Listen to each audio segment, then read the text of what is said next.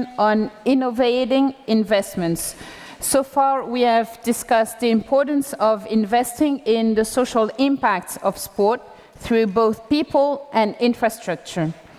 Now we will hear more about how best to do this and how to maximize the amount of investors we bring into these efforts. This session will be separated into two small breakout panels. In the first, we will explore different mechanisms and innovations in impact investment in sport and highlight its potential to deliver social and economic returns. And in the second one, we will then focus on financial products and procurement models. We will cover how impact investment can drive social changes through sport, discuss innovative financial models, and underscore the importance of ethical investment. We will also discuss how to enhance the sustainability and scalability of sport for development projects, especially in low and middle income countries and among vulnerable youth. These conversations will build on the work UNESCO has been doing through Fit for Life to promote impact investment in sport. Last year, UNESCO launched the Impact Investment in Sport report and has organized expert workshops to advance understanding on these topics. Today's panel will take stock of the strategies and collaborative efforts that exist in the sector and discuss ways to move forward together. Dear panelists, if I can ask you to join me on stage.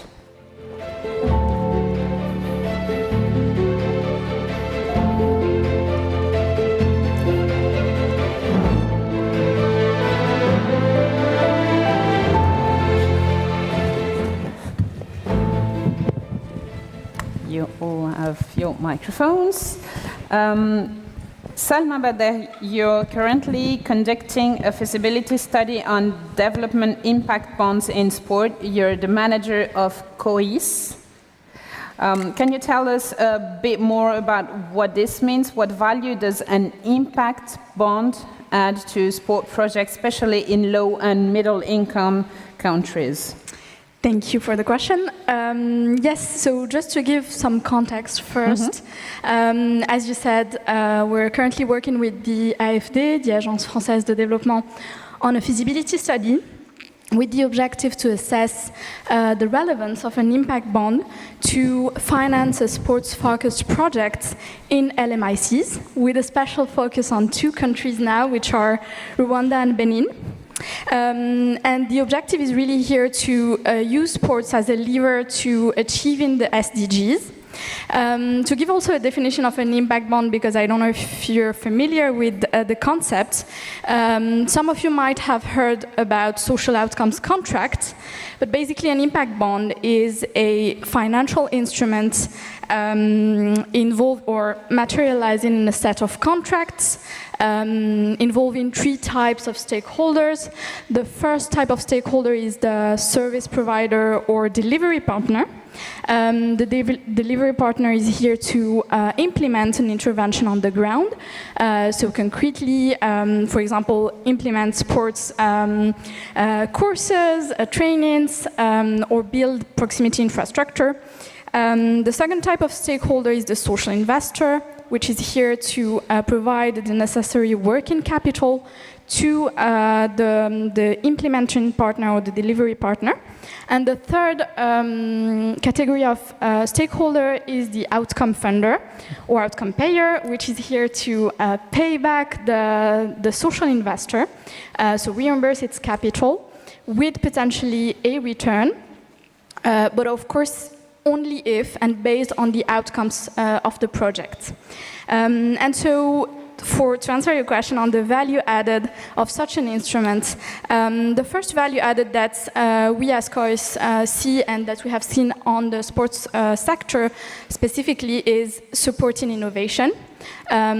So with the idea that sports sector is still quite a nascent sector in LMICs, especially sports for development, meaning using sports to reach certain social outcomes. And there's a high potential for growth in those countries with many programs being tested and piloted, and an impact bond offers the financial and governance conditions to pilot innovation. The second key value added is externalizing the execution risk of the project, meaning that we're transferring the financial risk of the project from the service provider or implementer, and also from an outcome payer to an investor, which is very much willing to take that risk and to support innovation in sports sector. And the third point is really generating evidence. One key gap that we observed during our study is the unavailability or lack of contextualized data. And I'm insisting on that. We have a lot of studies in the high-income countries demonstrating evidence of sports projects, but less in LMIC contexts. And here, by having a comprehensive evaluation framework and independent evaluation, an impact bond will provide for that. Yeah, that's it. In UNESCO's work on impact investment, they call for a shift from ad hoc financing models to direct investments in social and economic outcomes. What innovative financial models identify in your work might enhance this, especially in terms of sustainability and scalability of sport for development projects? Thank you for this question. So, for the sustainability aspect, I'm going to start by the scalability one first. As I said before, in the context of sports interventions where we need to generate evidence, where we need to prove concept and support implementing partners which are currently testing programs, piloting new interventions, what we call result-based financing instruments make sense. For multiple reasons, the first one, or central one, being that result-based finance ties capital to concrete outcomes. So the idea is really to say, we know that sports works to, for example, support education, support physical health. So it's basically just about showing the concrete outcomes and paying based on those achieved outcomes on the ground. Impact bond can be an instrument. We have also explored other options like impact-linked grants or loans, recoverable grants, for example. And the second aspect of your question around sustainability, I think, and we heard that in the previous sessions, a key aspect is really about supporting entrepreneurs, NGOs that are really innovating and proposing new interventions and innovative sports interventions to deliver on social outcomes. This can be done by providing them with the concessional capital that they need. And typically it can be, again, here in multiple ways, depending on the stage and maturity of the businesses or NGOs. We have seen a lot of examples throughout our study. For example, in Rwanda, MasterCard Foundation is providing guarantees and interest buy-downs to support entrepreneurship and really create this sports value chain in LMICs. And so, yeah, I mean, sustainability is very much about providing the right concessional capital depending on the maturity level of the businesses or NGOs and really based on their financing needs. Thank you. Joey, moving to you, Joey Lockley, you're CEO of Bright Star Boxing. You're driving real social impact at Bright Star Boxing, which is a testament to both your vision and the viability of your financial model. Could you tell us about your work and how it has been strengthened by this social outcomes contracting model? Yeah, so at Bright Star, we use sport as a real vehicle for change, in particular boxing. And I guess we took on the UK's first social investment bond. And when we saw that it was just focused on the values, not the kind of how this is done. So it was really interesting to us. So what we were able to do is the social investment bond brought together the education, the sport, the youth justice, the social care sector. It kind of, we call it the golden thread. It pulled all the different organisations together so we could really have an outcomes focus.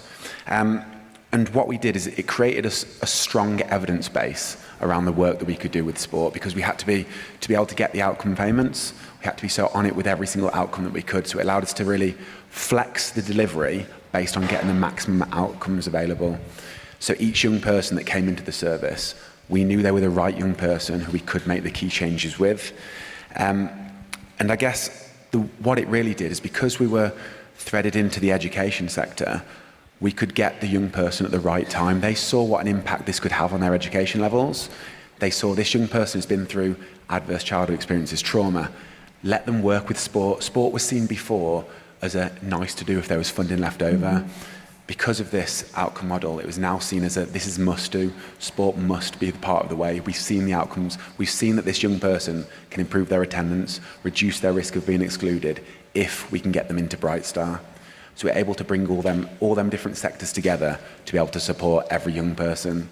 As a result, because we've been outcome focused, we've been able to improve. So we worked with around 100 young people a week before. Since taking on this now and actually proving the outcomes, we're now working with directly 600 young people a week, and indirectly over 3,000 young people based on other organisations we're supporting. And it is mainly because of the different sectors all aligning. We've had to massively increase and grow the work we're doing, just because people are now seeing locally that sport can be a huge, huge vehicle for change. And that's why I was really excited to come here and be part of this today, because I know and I've seen firsthand, and I see every day, exactly the work sport can do to change their lives. And thank you for your words, so that we all understand and we'll all see through your experience that it really works. This kind of financial resilience requires you to deliver evidence, as you said, of your result to your social investors. What key indicators do you focus on to make them understand that it really works, and how do you ensure that your monitoring and evaluation framework gathers the necessary data? So the key indicators that the outcomes that we're focusing on are firstly around education. That's improved attendance and reduced risk of exclusion. Then physical literacy levels, so how young people perceive sport. Offending data, so around how many times a young person might have offended over the last 6 months. And reduce risk of being unemployed, so around gaining qualification and progressing to employment. We also look at mental health, as we know that's a really key thing. And I guess I'll talk about how we meet them outcomes, but more importantly, by working with young people on meeting their needs, their sense of belonging, purpose, control, by meeting all of that, the rest of the outcomes can fall into place. And what we've seen is that when we monitor the outcomes every quarter, sometimes right at the start, some things weren't working or could work better. Because this is a completely different style of funding, we can flex, we can pivot, we can shape that to be able to get the maximum we can, because it doesn't look at the cost of the programme, it looks at the values of the outcome. So we know that the outcomes for us, especially because of this, have to come first before everything else. And that's why, by being so strict on measuring them as part of this contract, we can be really strict on the performance that we have at Bright Star. And really, to summarise, as long as we're working with the right young people at the right time and delivering sport in a nurturing way, we know that all of the outcomes that I mentioned can be achieved. Thank you. Moving to you, Shafak Müderisgil. Good. You're chair of ETKIYAP, the president of EYDK, Turkey Impact Investing Advisory Board from Turkey. You work closely with impact investment in women's sport, which is one of the key focus of the Change the Game conference today. Can you tell us more about your vision? How can innovative financing mechanism be integrated into women's grassroots sport? Thank you, Anne-Laure, for the intro, kind intro, and sorry for the most difficult name and surname in the world. But I'll do my best. Shafak is okay. And good afternoon to everybody. Etkiap, I represent Etkiap today here, and Etkiap is a social enterprise operating and advocating for impact with impact. So we have two verticals. The first one is we have established a system to both advocate and operate by giving training programs, by measuring and reporting. Impact measurement and impact management is our first vertical. And we have been using different methodologies like social return on investment, SDG impact standards, and some other methodologies we have been working on up until now. The second vertical is impact bonds and innovative financial tools, of course. And we have been involved in the first social impact bond of Turkey. Last year it was launched. It's still in operation, and we are expecting to get it completed by the end of this year. Now we are working on other impact bonds, which is good news. Well, you asked my vision, Anne-Laure, and when the question, why to invest in sports or women's sports? If you ask that because question... Because it's the future. Yes, and of it's course. the present, sorry. Definitely. Well, to answer this question, I want you all to zoom out a little bit. Let's zoom out from all of the context today and look into, because we have to have investment readiness, right?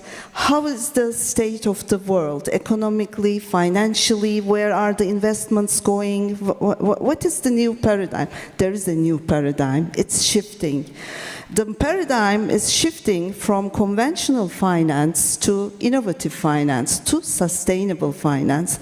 And this has begun actually, this has accelerated by 2015 when UN announced the Sustainable Development Goals. Then now we have a new agenda.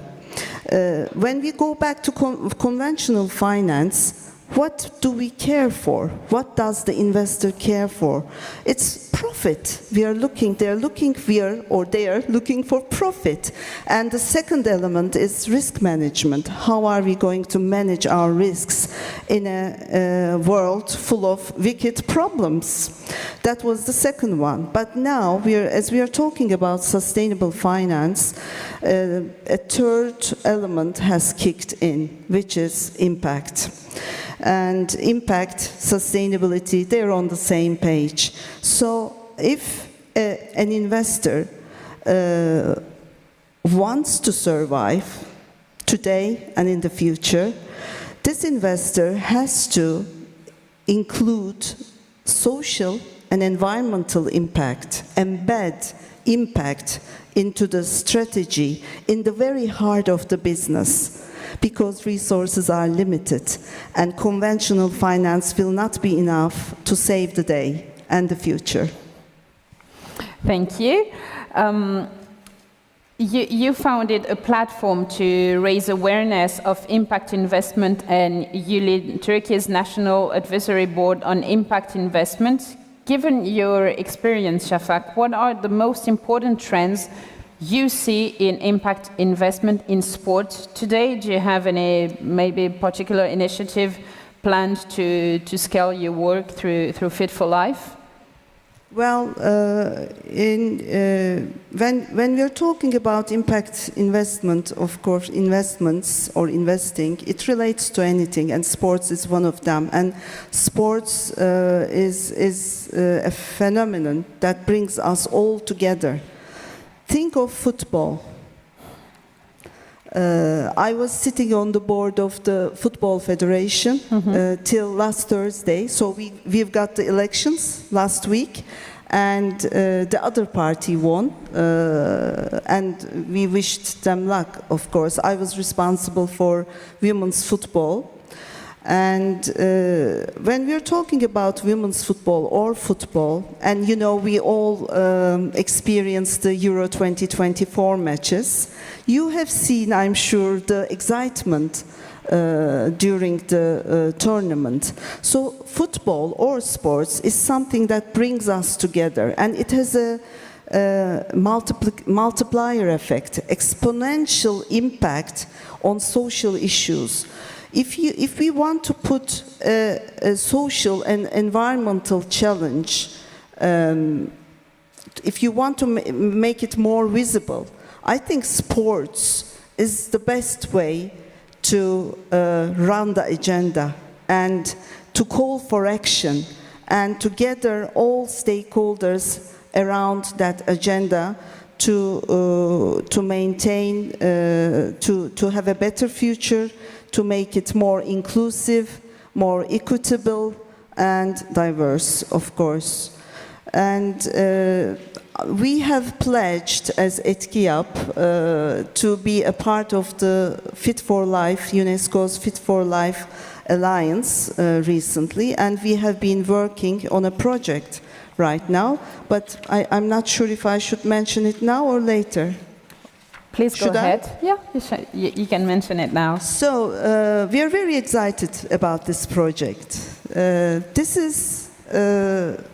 We are now doing the data collection and processing, doing the feasibility study, and we have the hope, we have the purpose to convert this to an impact bond by next week. Next year, next week, yeah. Oh my God. Let's go back by to work. Next year.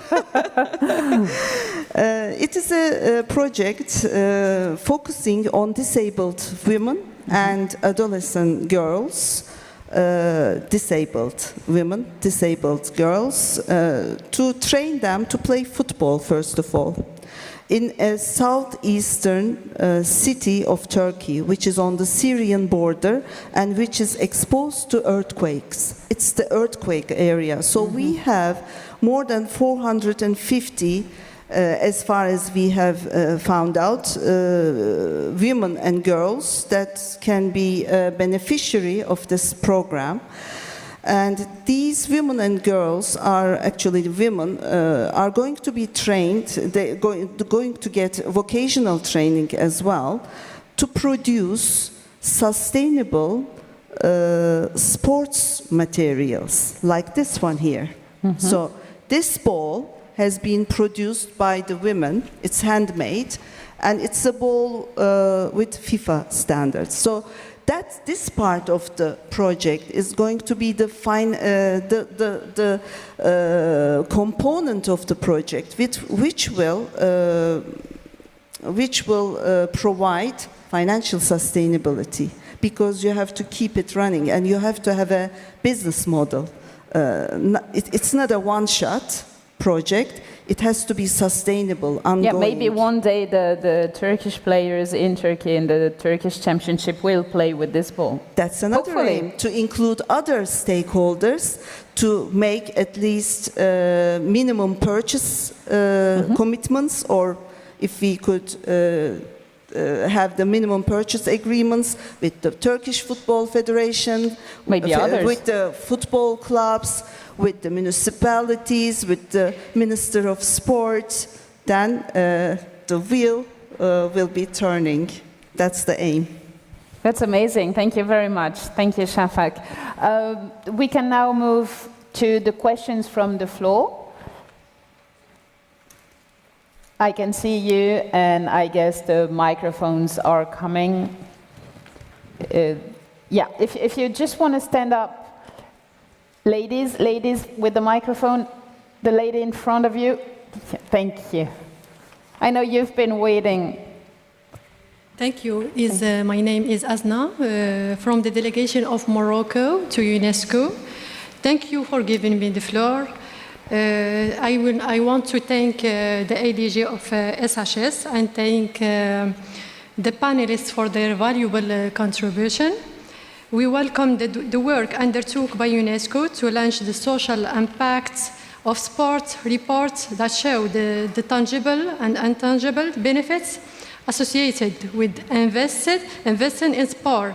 These reports will certainly highlight the importance of measuring and communicating these impacts. Morocco has implemented programs and projects to make sport a key lever for social economic development. For instance, the establishment of numerous multi-sport infrastructures and local social sports centers, and the upgrading of other venues with a view to the organization by the Kingdom of very high-level sporting events.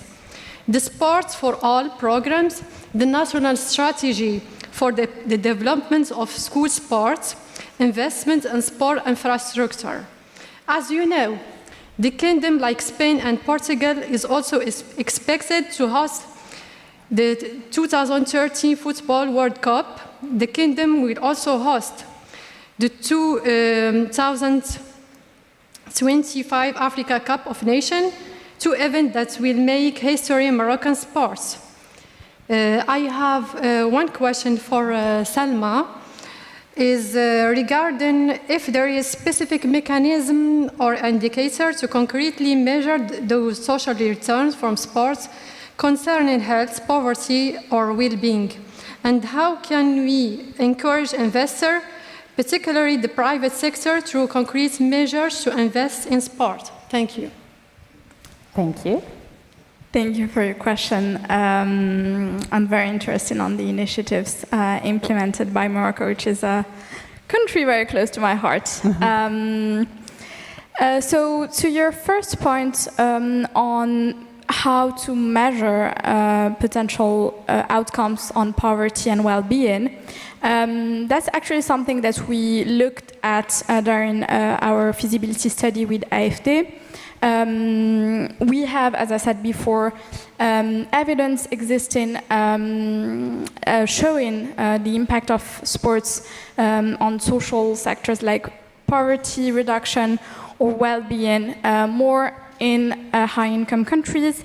The way we're trying to do it, at least as part of our work, is really to hear from the ground and try to understand what are the concrete indicators, outcomes that are already currently monitored by the implementers, the sports delivery organizations, with the objective to really incorporate their input into financial instruments like an impact bond, with the objective always to take two ways. The first one being taking indicators and outcomes that are achievable and that are more output-based, if we can use this terminology, and then focusing on more difficult outcomes to create the right mix for that to be attractive to potential investors, outcome payers as well. I don't necessarily have specific indicators in mind for poverty or well-being, which are not the key areas that we focused on as part of the study, but in terms of methodology, that's how we did it. And then to your second point on how do we attract investors into those types of mechanisms, I think the way to attract investors is first to explain those models, do some knowledge sharing, sensitize about innovative finance and the importance, as Shafak said, of incorporating impact into financing instruments.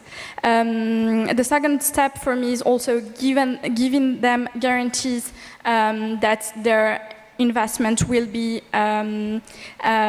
used in the right way, if we can say that, and also guaranteeing some reimbursement of their capital and potentially a return to really conduct this paradigm shift.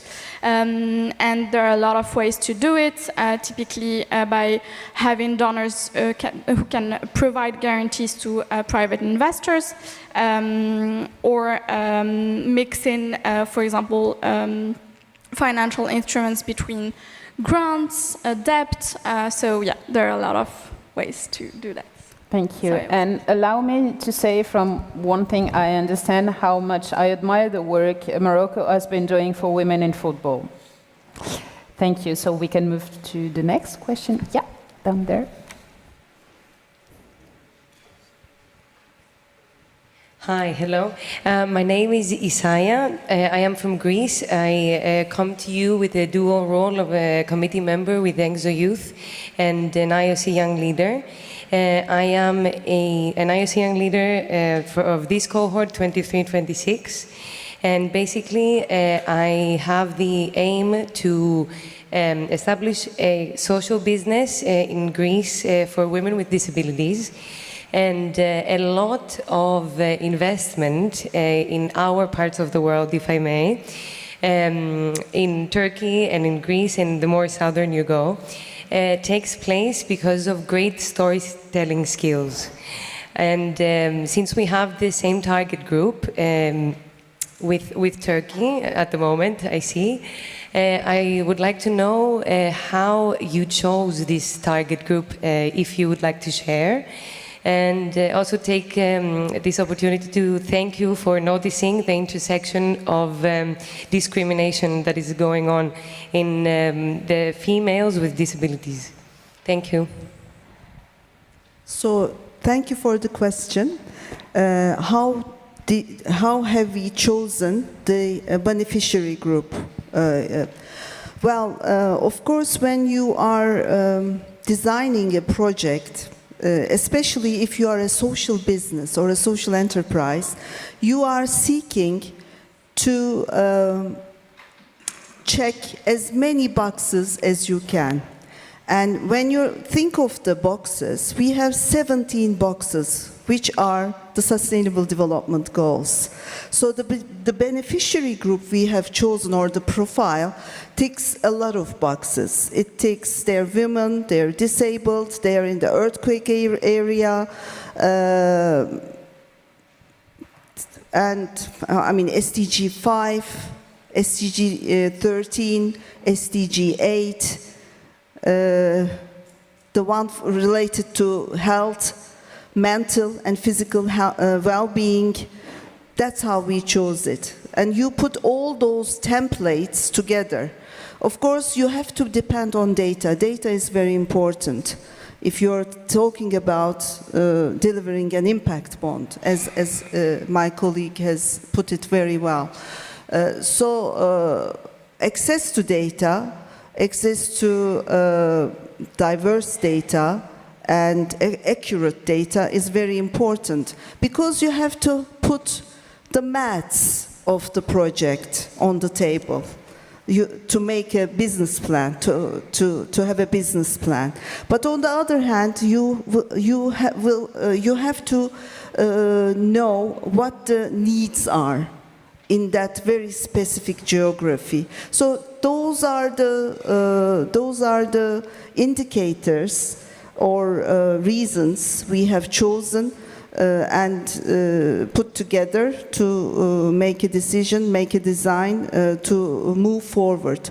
Of course, we have discussed all these factors with UNESCO to find the best way to serve in the best way to these communities in Turkey.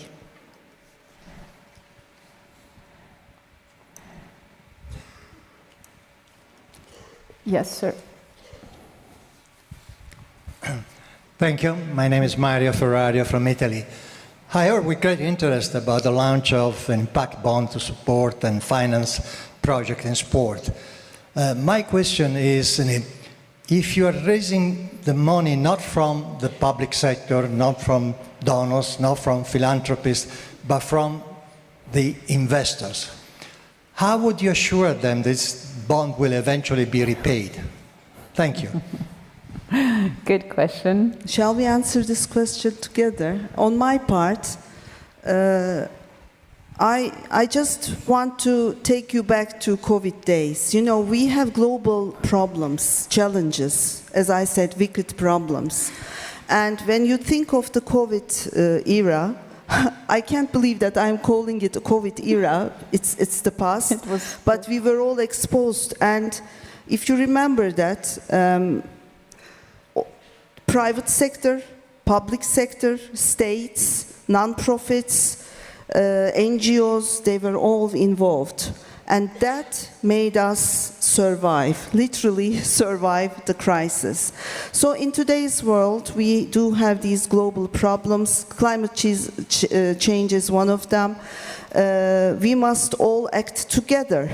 The public sector, the state is very important, because I always personally think that the state is the biggest entrepreneur to point out a problem, to see the problem, to make policy, to make the decision to invest in it, and to provide incentives. So the role of the governments is really important, and the public sector as well. Also, private sector has to be smart enough to know, to decide where to put the money, the funds. And in today's world, as I mentioned, it's not all about profit.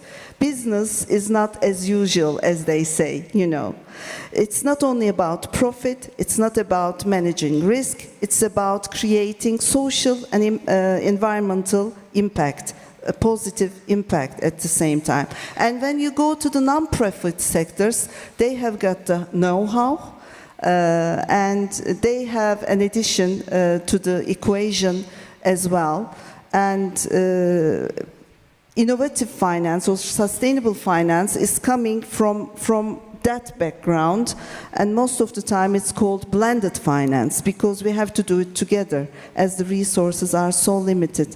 I will stop and pass the floor to my colleague.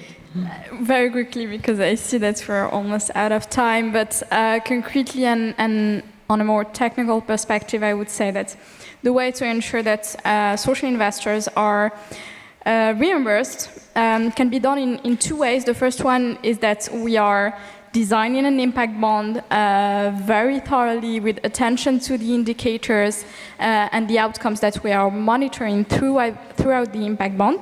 And the second point is that it actually creates a good incentive and a good duo for a service provider or delivery partner to work with an investor. And it's the investor who's going to be really pushing the service provider forward to reach the outcomes and achieve the results, which ensures, of course, it's the reimbursement of the social investors. So I think it's not white or black. It's really about creating the right coalitions, as Shafak said. Thank you very much. We're going to move to the family picture for this first panel. If you just want to stand for the picture. Go ahead. The photographer is here in the middle.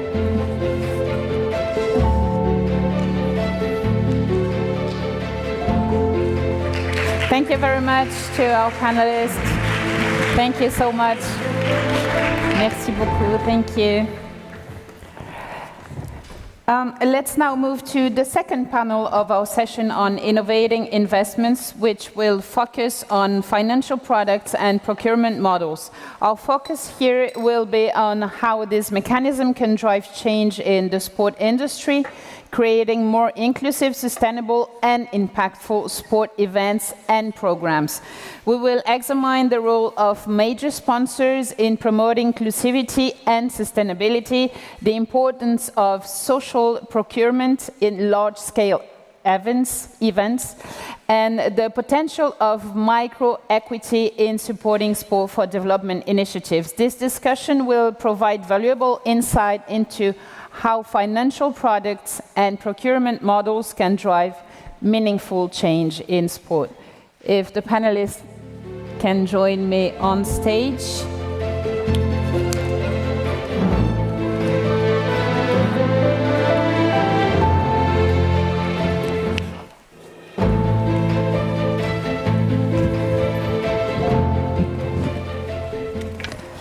My first question goes to you, Vincent-Baptiste Clozon. You're Global Head of Partnerships, Events and Sponsoring at BNP Paribas.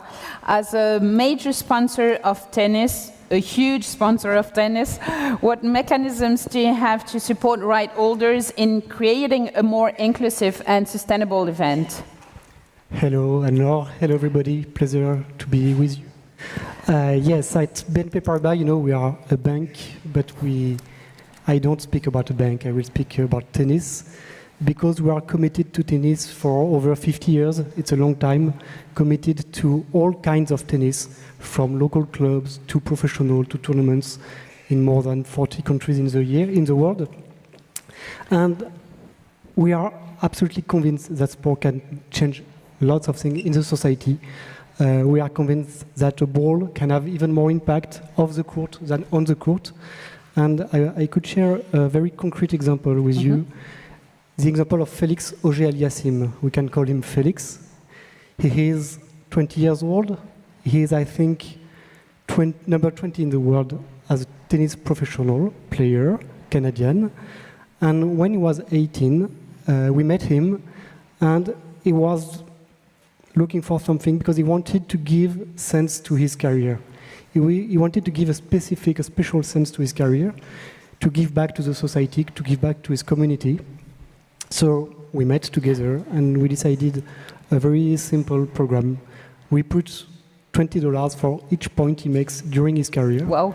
He puts himself $5 and BNP Paribas puts 15. And he was 18 when you decided that? When he decided that, it was 18. And for the confidence, we had the same program in mind with Rafa, Nadal, but we decided to do it with Felix because he was young. It was at the beginning of his career, and it was a very strong conviction to Felix. So for each point during all his career, every point he makes has a sense, and with this money, could be $1 million hopefully in 10 years. We are creating a dedicated program in Togo, Africa, which is the country of his father, Sam, to support and to help deserved kids, 5,000 deserved kids, about education, about school, building school, teaching them their rights, because one of the key points in Togo is that children doesn't know their rights. So how we can bring them information and teaching on that, teaching them to have a job, teaching them all they can need. And I think we can literally speaking say that for some of them, the program saved them from extreme poverty. I think about Marie, she was 8, and she was probably in slavery, in prostitution, or another one was in prostitution. And this program saved them very concretely. So at the end of the story, that's points. Probably one day this point can make Felix win Roland Garros. A tournament, yeah. We don't know which one. But it's more than points. It's supporting a community. It's helping deserved kids. And for Felix himself, it's changed their life, but it's changed also his life and all his career. And this is a very innovative mechanism of sponsorship and creating, I would say, a safe place through sport. And if we go back to sustainable events, or maybe if you have other example that you've been able to put in place to leveraging your credibility and relevance in this space. Yes, it's an example, but we have 50 local programs in the world. Yeah, I was about to say you have so many programs. We don't have time to speak about them, but and we have also programs with tournaments, with the French Open, Roland Garros. Last year we invited 10,000 kids, deserved kids, for the first match of the tournament. But the main point is that probably a sponsor, it's not about money. It's not only about money. It's not for a sponsor to take advantage of a tournament, of a player, because of comms topic, visibility, awareness, hospitality, ticketing, etc., etc. It's probably more to be useful to the sport. But it requires one key point, which is to be loyal and to be in a long-term perspective. At BNP Paribas, we've chosen 50 years ago only one sport to focus. Yeah, this is long-term. This is long-term, but it's also because we are realistic. We cannot support and help and be clever on many sports. We can know one sport, we can support one sport, help them, and also the sport can trust us. Felix trusts BNP Paribas because he knows that we are loyal to tennis, but also he knows that we are committed to inclusion, committed to sustainable. So that's the thing, to be in a long-term perspective, to focus on one sport, and then to try to be useful, not to use the sport and to take advantage of the sport, but to be useful to the sport because the sport is so close to our DNA of the brand that it's benefit for both, and it's also very benefit in terms of sustainability for the sport and for the group. It's a win-win. I hope so. Thais Fagundes, I move to you. You're the head of Impact 2026 at Fondazione Giacomo Brodolini. How did you learn about social procurement, and what has been happening in this regard at the Paris 2024 Games? Okay, it's nice to be here. Actually, Fondazione Giacomo Brodolini is a research institute, just to give a brief context. Yeah, of course.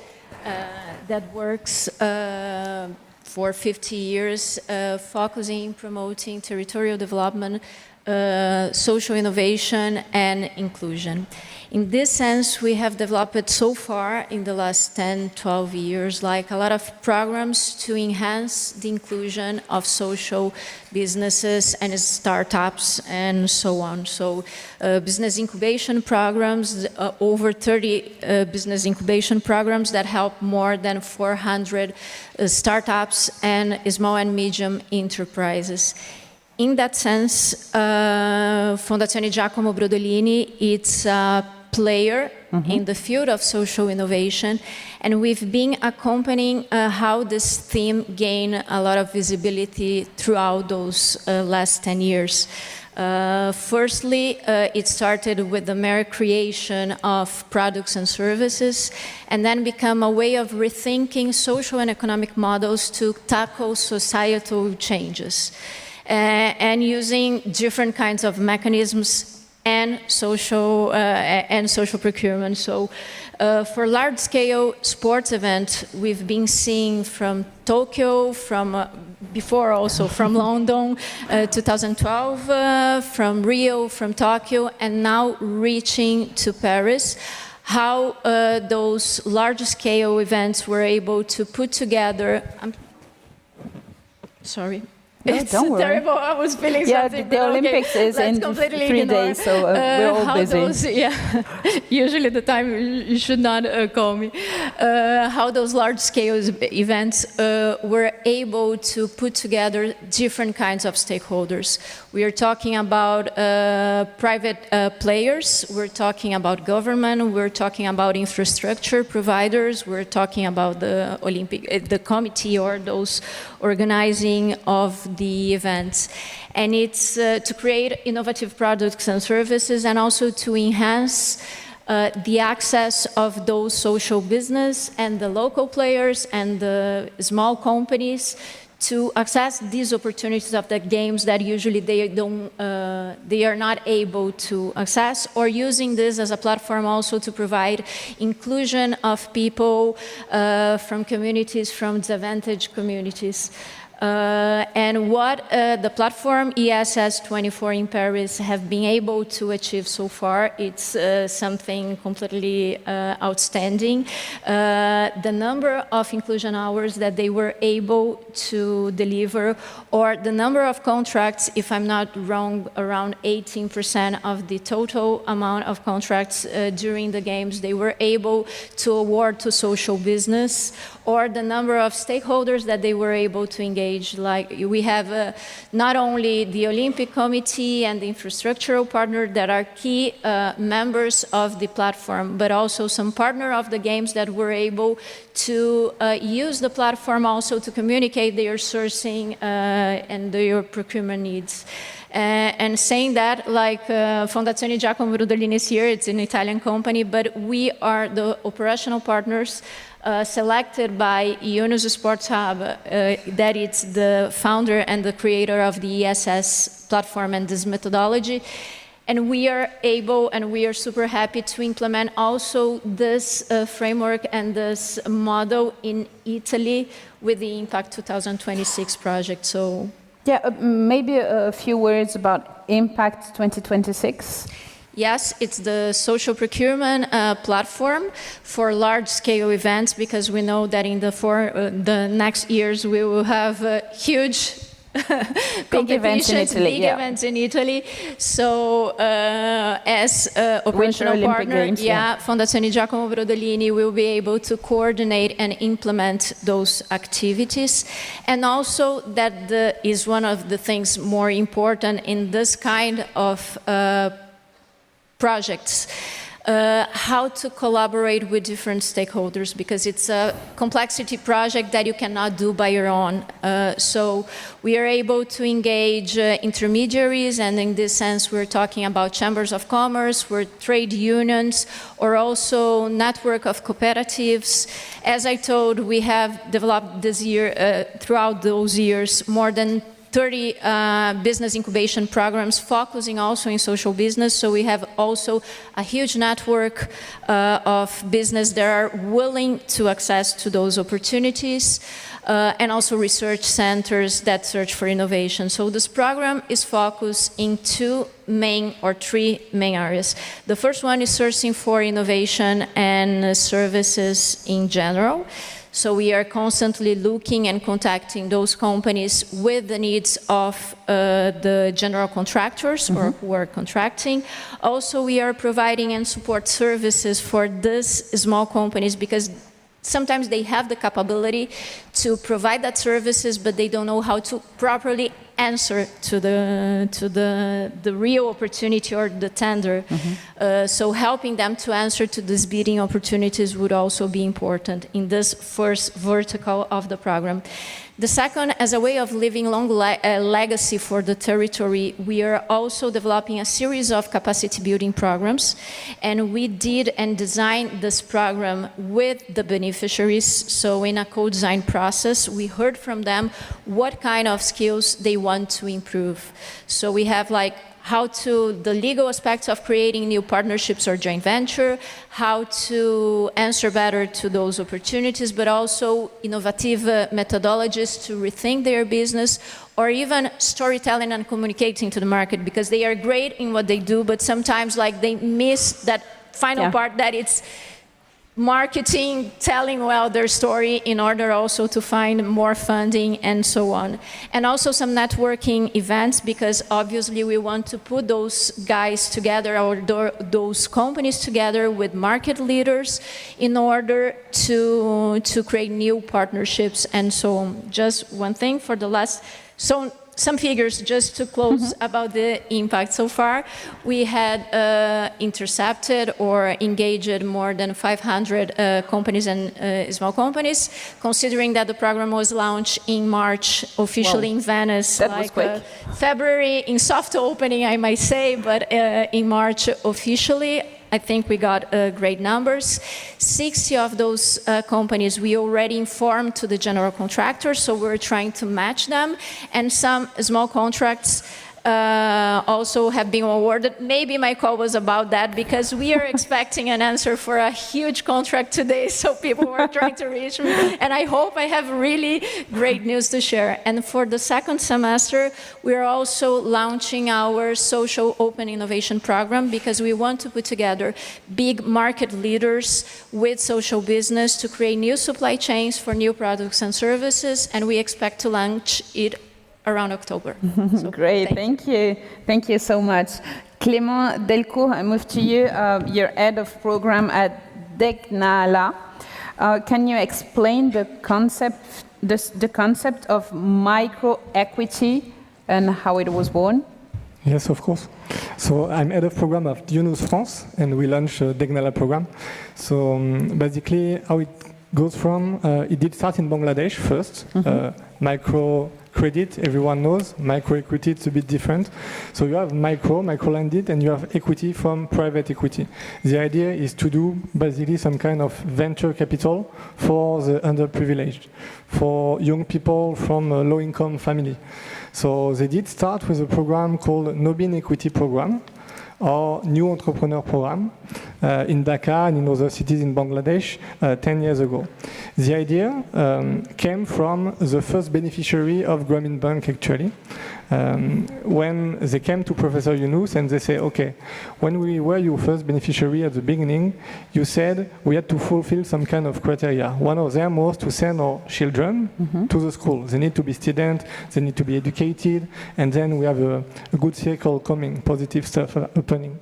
And then they came back years later and they say, okay, they did study, they said what you did, what you asked from us, and now they don't have a job. They go to the labor market, no job. So the idea was to try to have something a bit innovative here again and to say, let's go from job seekers to job givers and try to create entrepreneurship. So the way it works, it's not debt. You have no interest, it's equity, and with this equity, there is no profit for the investor, so no return on investment. It means you have some short-term equity, 1 or 2 years, you have a monthly disinvestment every month, and then you're done, so you just refund the amount that you get. It works very well in Bangladesh. Actually, tens of thousands of new entrepreneurs have been funded, tens of millions of funds have been invested, and I say we because I'm part of the Yunus ecosystem, but we try to replicate this Nobin Equity Program in different geography. It has been done in Kosovo, and we want to do it in Senegal as well now with the Degnala program. What is the link with sport, and how can it be utilized in the sport for development sector? Okay, so maybe I can talk about the Degnala program and the sport in the Degnala program, the way it works. So first, you're not without knowing that in 2026, we will have the Youth Olympic Games in Dakar. It's coming soon. So I work for Yunus France, but also for Yunus Sport Hub, I went to Dakar several times. We had a framework agreement with the city of Dakar to be to have a lot to impulse stuff for the legacy of the Youth Olympic Games. So we started to go there with another program called Paris 2024 Incubator Program with the French Development Agency. We were supporting and training athletes at the end of the career to help them launch social business. Oh, great. So it was our first step in Dakar. And since we were there, we said, okay, let's try to see if we can do some kind of feasibility study about that Nobin Equity Program I was talking about. So that's what we have done. 2 experts came from Bangladesh, Mr. Abdul Matin and Mr. Abdul Khan. They said that's a perfect ecosystem to try to launch and replicate this program. So the idea of Degnala came. Degnala, it means in Wolof, I've heard you. So the idea is to say to I was about to ask about the name. I'm sure. So the idea was to say to all those young women living in poor and with an area like Pekin, Gedawai, near Dakar, that we have heard them and that we can help them. So with different things, we train them, we raise awareness around the entrepreneurship, financial literacy, we give them entrepreneurship tools, that's the first thing. With a 2 days boot camp, so we do a lot of boot camp. Then we have a kind of incubation for 6 months, so business model consolidation, business formalization, and then there is the investment stage. And I'm saying all of this because in this Degnala program, there is one pocket which is for sport. We know that you have the Youth Olympic Games, so we're talking with the Senegalese National Olympic Committee that we know well for years now. And the idea is to be in the legacy of the Youth Olympic Games with the Degnala program. Oh, impressive. Thank you. Move to you, Adrian Lesmore, you're Vice President of Global Esports Federation. Esports has experienced very quick growth in recent years. As a member of the Fit for Life Alliance, what financial models are you using to attract evolution? and support the development of the esports sector? And how does that align with UNESCO work on investment and on sport? Okay, thank you. I think first things first, a lot of people will ask, esports, what is that? First and foremost, if you think about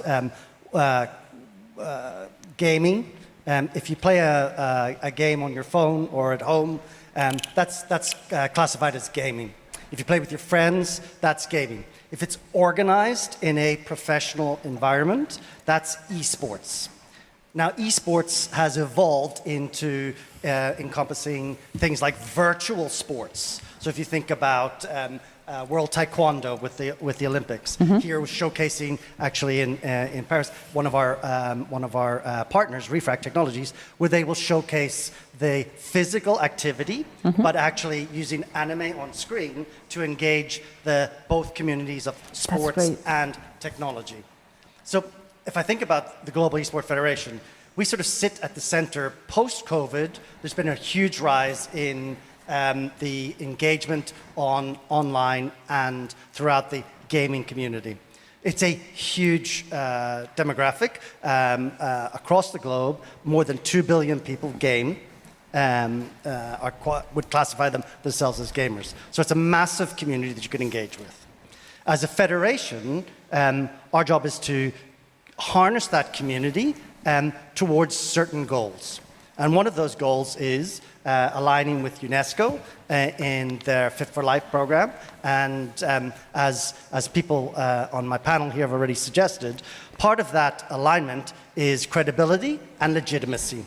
So as an eSport federation that convenes a community that's at the heart of technology, so when you think about things like buzzwords of today, blockchain, AI, et cetera, many of those technologies were founded in the gaming space. They were literally brought in from and tried and tested through the gaming community. So as a federation, a sports federation, we sit at the center of both traditional sports and also technology. So through our technology partnerships, we attempt to align our objectives and our goals with those of our partners. So how do we finance that, and how do we finance? You can raise traditional finance, but that typically involves returns, and returns require profit, effectively. So you will see later today at the announcement, some of the announcements we're making at the cocktail hour, which I hope everyone's coming to. Don't say too much.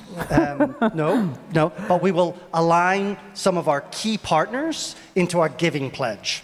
So in terms of that aligns our objectives and goals to deliver on some of our social programs, the environmental impact, social diversity, inclusion, women in sport. In the gaming community, it's been very difficult to bring women through the gaming space and to be visible. So by promoting and identifying that problem, we can tackle it. So in attempting to tackle that, we bring some of our partners and align with their social programs. So if I think about partners, like Intel, immersive experiences like Infinite Reality, which brings a 3D immersive experience. We've delivered a Fit for Life program with our partner, Fit Gamer, who are here today, the app that will deliver that.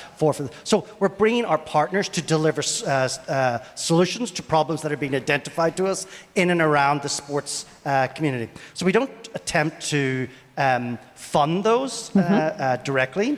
We tend to partner, and that partnership can include an equity contribution that we take in the promotion of that vehicle. The idea being that if there's an exit strategy from that partnership, those returns are driven back into our social programs and to support the esports and sports community. So as we think about sort of the evolution and financial model, obviously we run as a non-for-profit in one element and a for-profit. So if you think of us like FIFA, okay, they have a non-profit and they have a for-profit vehicle. That for-profit vehicle funds the non-for-profit goals and objectives. The partnership structure and partnership engagement is a little complex for esports versus traditional sports because most partners don't understand esports. They don't know how to get their brand associated with it. Will it be damaged? Will it be protected? If I go to tennis, I know I'm protected by the structure of the investment in that federation. So it's required a maturity which hasn't existed in the space. So as I think about future financial innovation or modeling, we seek to bring partners who align with our objectives and goals, particularly around our social programs, our global social initiative programs, and then together with those partners, they will fund our those goals. How does the Global Esports Federation measure the impact of its investments in terms, of social and economic returns? What metrics are most important for demonstrating the values of esports to potential investors? The numbers maybe you gave. It's exactly that. I mean, if you think about it, we're a technology company effectively on one side and a sports company on the other, and a federation as well. You align those. At the end of the day, the data that is derived in our space is very easy to observe. It's observable data. It's not feeling or of engagement. No, it's obvious. X billion people have tuned. So at the Commonwealth Games, I sit as on the board of trustees of the Commonwealth Games Sport Foundation, which is our charitable arm. We're able to observe and we're able to identify demographics. We're able to identify who, male, female, neutral gender identified, or whatever, and that allows us to push our partners into various areas that they wish to engage with. Thank you very much. We can move to the questions from the floor. No questions, or maybe I can't see you.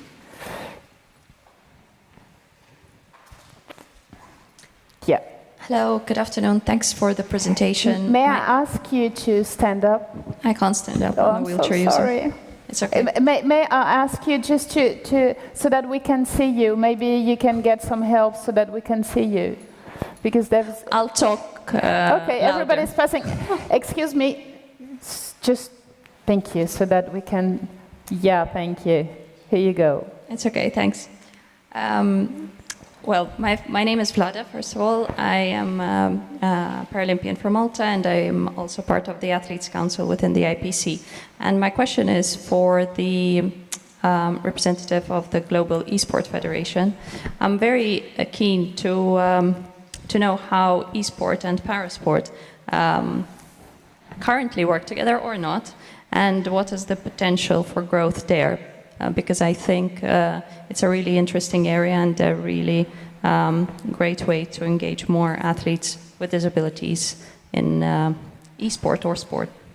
Great question. So I missed some part of the question, but I think it was related to how esports and was it the IPC, or I missed the direct link?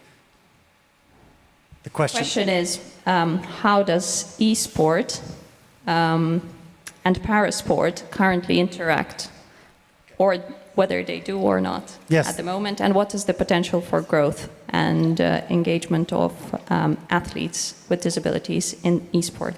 Yeah, so absolutely engages. The Commonwealth Games, it's a homogenized sport program where athletes compete as athletes from all walks of life and both disabled and non and able-bodied. Within the Olympic movement, within Invictus Games, we have partnerships with. We don't necessarily focus on because of the nature of esports. Many athletes can engage in it from both a able-bodied and non-able-bodied perspective, and so we have partnerships with those programs. It's absolutely engaged. We just don't see the need to classify it. Thank you for your question. one here on the other side. Yeah, the mic is coming.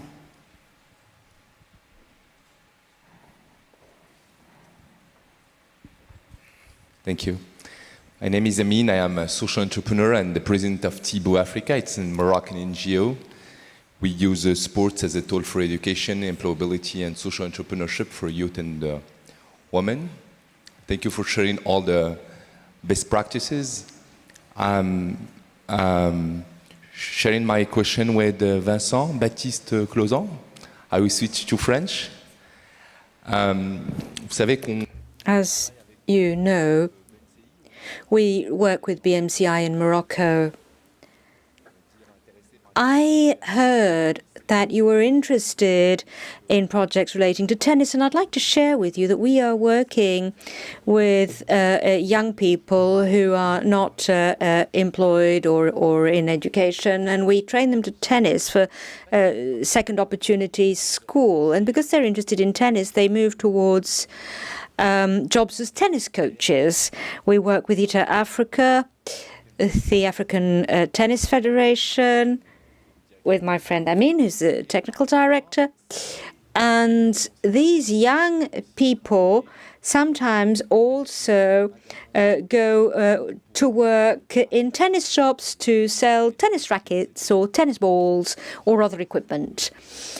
And what we also do is with the Moroccan government, we have been building sports facilities, especially tennis courts in rural areas to promote tennis as a tool of education and as a tool for gender equality, but also to ensure that tennis can be a sport for all and not only provided in private schools.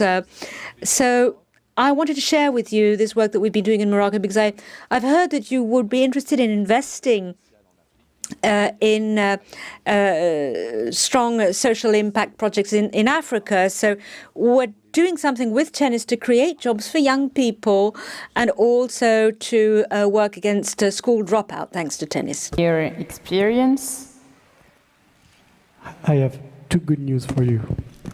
The first one is we are launching a new program which is not based only on Felix points but on every points makes during all BNP Paribas tournaments in order to open new programs, new local programs to support.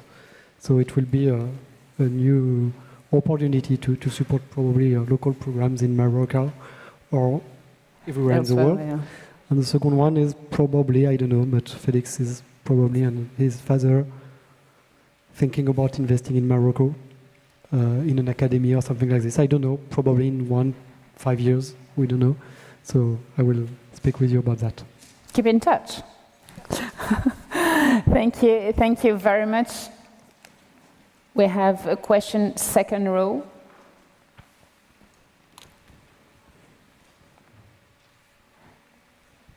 The mic is coming.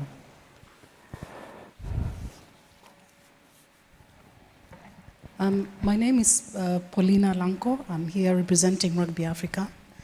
And my question is two-pronged. On one hand, I speak as a parent who's got a young man, my son, who's very interested in esports.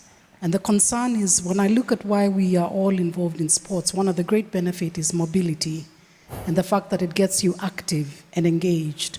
And that in itself has a lot of health benefits. So the first question linked to that would be, what are we advocating when it comes to that? Because I'm just wondering whether are we eroding the gains, that we have achieved in ensuring that our young people actually are on the pitch playing football or rugby or running and not necessarily sitting for many hours in front of a screen. That's the first part of it. The second part is I'm curious to understand, is there a policy or guideline on gender representation? The many that I know is probably young men that are very intrigued and engaged, at least from a Kenyan context, if I may put it that way. But is there a policy or a guideline just to ensure the gender representation?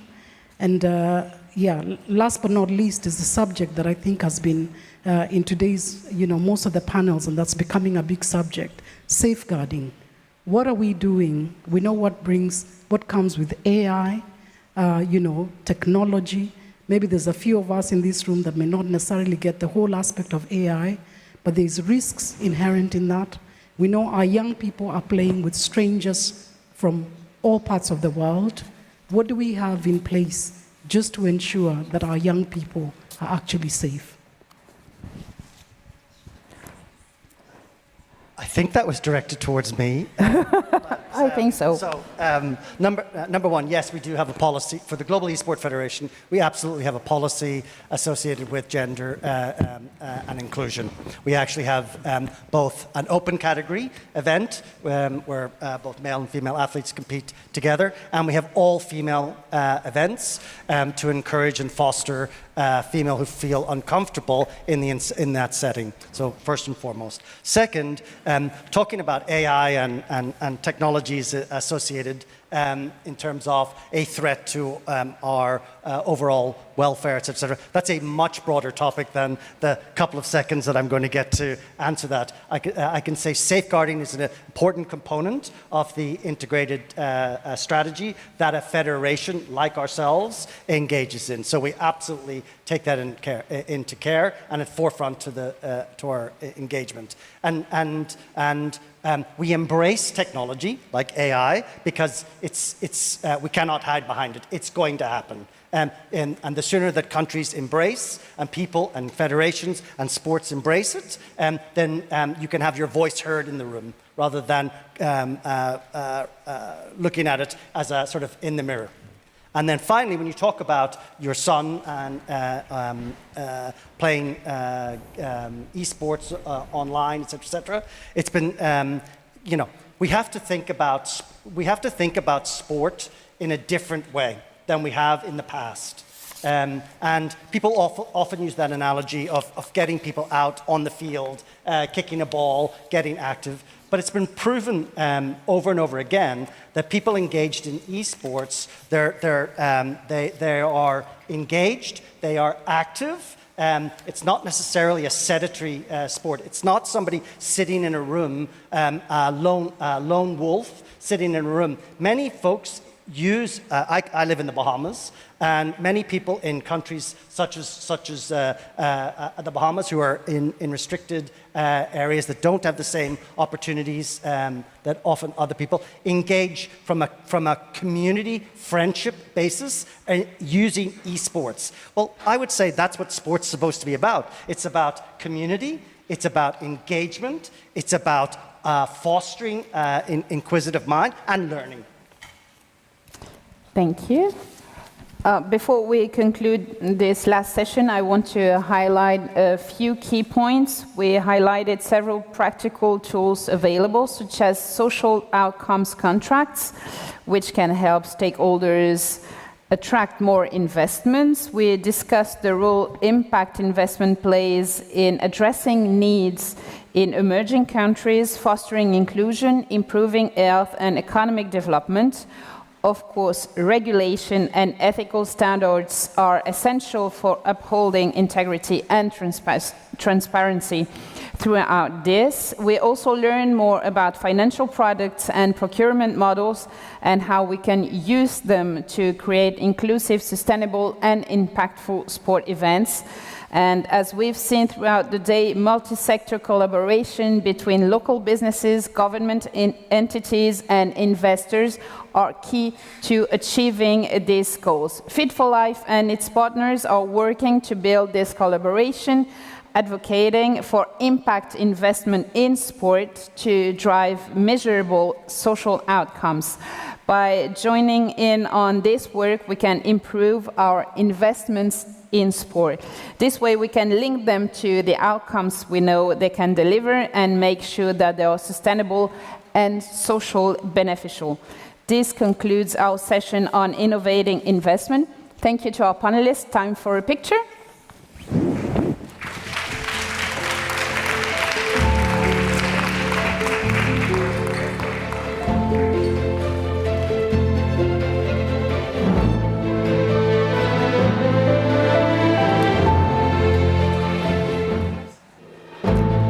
Thank you very much. Merci beaucoup.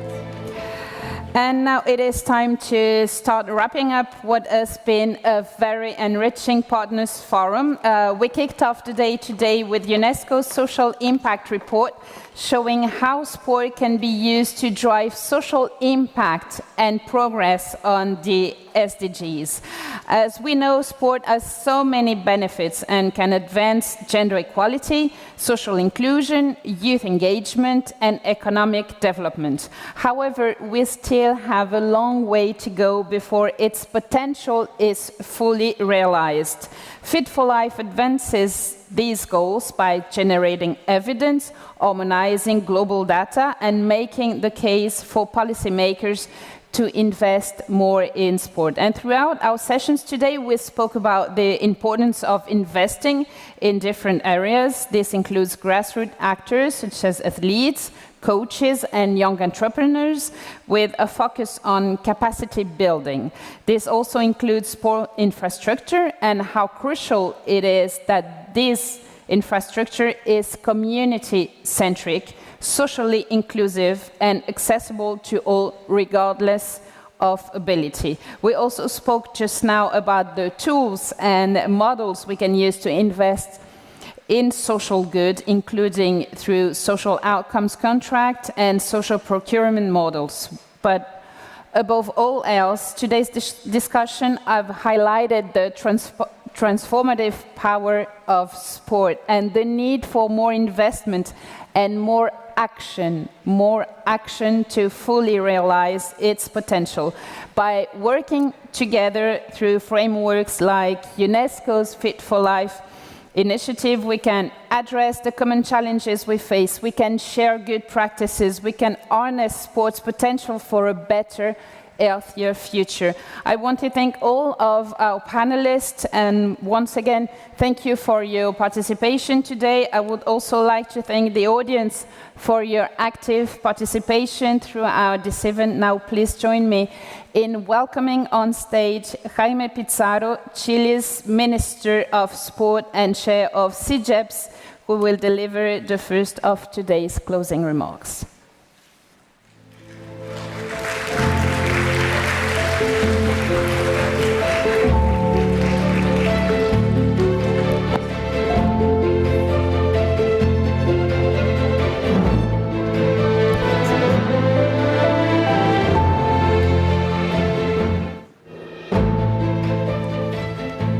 Buenas tardes. Good afternoon, Excellencies, ladies and gentlemen, dear colleagues. It's an honor to take the floor before you all as Chair of the Intergovernmental Committee for Physical Education and Sport of UNESCO's CIGEPS. Allow me first of all to express my thanks to all our panelists, who, thanks to their participation, have enriched with their knowledge this Partners Forum of the conference Change the Game. We have today explored a variety of ideas as to how to change the game in sports. This involves building on what already exists. Our sessions have highlighted the importance of investment in sport in order to encourage sustainable development and to improve the well-being of individuals. First of all, the report on social impact of sport highlights that such investment can generate significant benefits in the social, economic, and environmental fields. The report indicates that investing in sport can generate a return on investment of 3.28 times the value invested. This data enables us to develop better informed and more effective strategies, directing those resources towards sporting initiatives that will optimize results and generate a more positive impact in the community. It has also been highlighted that investments should cover various aspects of sports. They need to be directed especially towards the practitioners It is highlighted that investing in this field will not only, however, benefit the practitioners themselves, but also their family and environment, and therefore the community at large. Especially empowering young people through sports will enable them to acquire skills that will then be useful to them throughout their lives. Investing in sporting infrastructure is also fundamental to improve access and quality of facilities for all persons. Investing in improving facilities and improving mobility in cities will create a sporting environment that is more inclusive and accessible to promote an active and healthy lifestyle. Our final session today highlighted the need to have a roadmap and public policies that are supported by financial instruments for an effective implementation in the field of sports. We need to go beyond mere aspirations. As member states, our role is crucial to ensure that these initiatives can be carried out with a tangible, sustainable impact, and that it will yield results. From the 1970s, UNESCO has played a fundamental role in supporting member states in developing and implementing policies and programs in the field of sports to achieve this objective. Over the past 2 years, thanks to the support of UNESCO, Chile has developed the Trampoline Project, an example of the commitment of my country to using a model of social contract based on results to facilitate the inclusion of persons with different abilities through sports. Our sessions today have clearly shown that investment must take place in cooperation with a variety of sectors in order to maximize positive impacts and to ensure effective management of resources. As those in charge of public policies, it is our responsibility to implement effective actions that will promote the systematic use of sports to rise to the challenges of the day in an effective manner. Tomorrow we will be holding the ministerial forum where ministers of various countries and other important players will discuss the various challenges in the field of sports, as well as the strategies and actions that will enable us to respond to those challenges. This will be a key moment for the Fit for Life program of UNESCO, the flagship sports program of the organization, that will present important publications to strengthen our pathway towards success. And we hope that it will be as fruitful and enriching as today, that it will facilitate an exchange of ideas to strengthen our commitment towards the promotion of sport as a tool of sustainable development.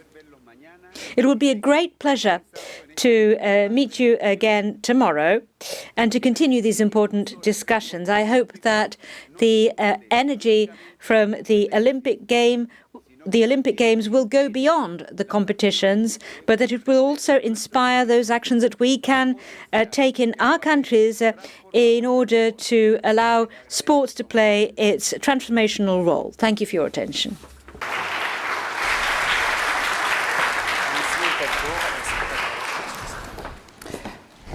Thank you very much, Minister Pizarro. Thank you so much. Gracias. I now welcome back to the stage Gabriela Ramos, Assistant Director General for Social and Human Sciences at the UNESCO, to deliver the last closing remarks of the day. Gabriela, the floor is yours.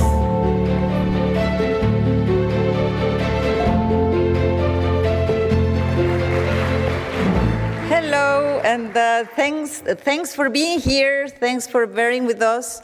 Thank you, Minister Pizarro, for these very good closing remarks. I think I have nothing to add from what ministers have said. He really captured all what had happened today in terms of the power of sports in delivering in so many areas, in delivering for social impact, in delivering for gender, on the need to invest in the many different areas. So what I want to do now, instead of bringing again the evidence that you have gone through all the day, and the evidence that you have asked us to produce since we started working with you for so many years on the sports agenda, I want to share with you a very important person. I want you to hear a very important person. This is one of our champions, because UNESCO is not only this conference, it's not only Paris. UNESCO is all around the world, helping people, not only using education and culture, but using sports to advance their full potential. And this is what we do with one of our fantastic sports champions in Afghanistan. She is an ultramarathon runner, and she was trying to advance the right of girls to do sports. Of course, this was before the Taliban arrived, and then no more space for these activities. But the fact is that she helped us a lot to move the gender agenda through sports. And I think to close this fantastic day, and looking forward to the forum tomorrow that will have our Director General and many other of my colleagues in the House that are leading also areas related to sports, I prefer to leave you with her message, and then we will go to the cocktail and we'll continue this fantastic journey with you. So over to Nelofar Soros, and thank you so much for joining us. I hope we will see you tomorrow, and we will continue building this important agenda. Thank you very much. Good day, estimated guest. I stand before you today not just as a girl from Afghanistan, but as a voice for millions of girls who dream beyond the limitation imposed upon them. In my country, under Taliban rule, girls are denied the right to education, sport, and the opportunity to work. Relegated to rule of subservience to husband, father, and brothers. But today I'm here to shatter that illusion. I'm proud to say that I am the first girl from Afghanistan to have run an ultramarathon, a feat that symbolized resilience and the indomitable spirit of Afghan girls. Despite the challenge and danger, I dared to defy expectation and pursue my passion for sport. My journey has not been without its challenge. I owe a debt of gratitude to Gabriela Ramos, who helped me find a safe haven outside Afghanistan. Now I live in the United States, where I am free to speak, to learn, and to pursue my dream. A sport for me has been more than just a physical activity. It has been a lifeline, a source of empowerment, courage, and solidarity. It taught me that boundaries exist only in the minds of those who seek to limit us. It is through the sport that I discover my strength, my voice, and my worth. But my story is not unique. It echoes the story of countless girls around the world who face adversity and injustice simply because of their gender. In every corner of the globe, girls are fighting for their right to education, to participate in sport, and to be treated as equal. Gender equality is not a privilege, but a fundamental human right.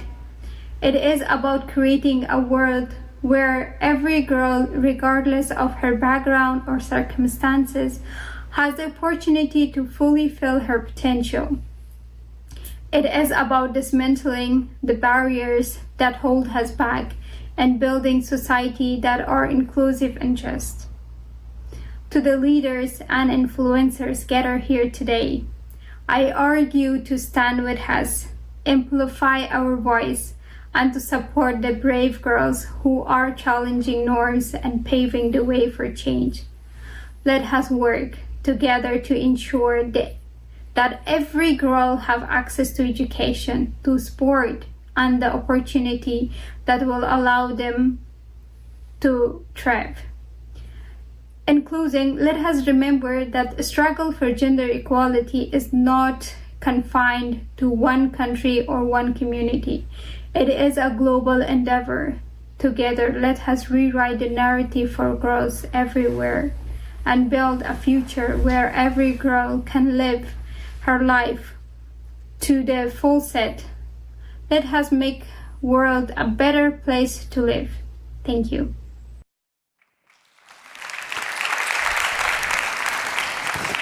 A warm thank you to Nelofa for her words. A warm thank you to you, Madam Assistant Director General. I know how hard you and your team have worked in putting this event together. And as someone who truly believes in the power of sport, I want to thank you for the work you've done to advance UNESCO's work on these topics. One last big thank you to you all for being here today. We welcome you all now to join us in the same room. We had lunch. We're going to have a cocktail reception presented by the Global Esports Federation. But before leaving, I would like to ask all of the panelists, all the members of the UNESCO Secretariat to join me on stage for one last family picture. To the rest of us, thank you again. Thank you. Good night. We hope to see you all at the cocktail and back here again tomorrow morning for the Change the Game Ministerial Forum. Good evening, everyone, and see you at the cocktail.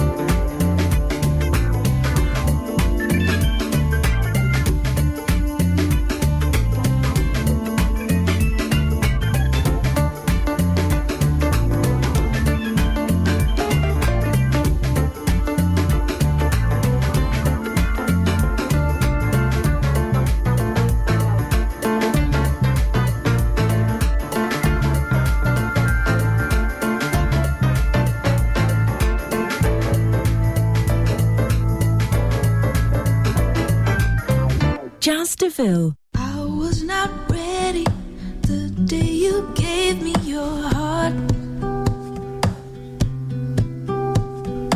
I was still falling apart.